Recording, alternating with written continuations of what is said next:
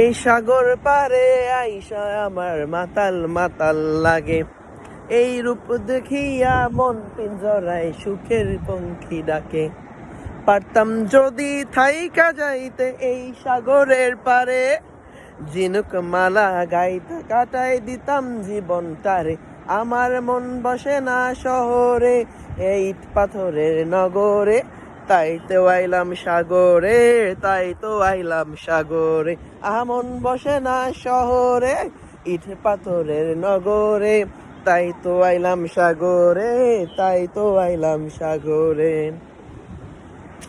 কেমন হইলো? হ্যাঁ, অনেক এনজয় লাগতেছে, অনেক এনজয় করতেছি।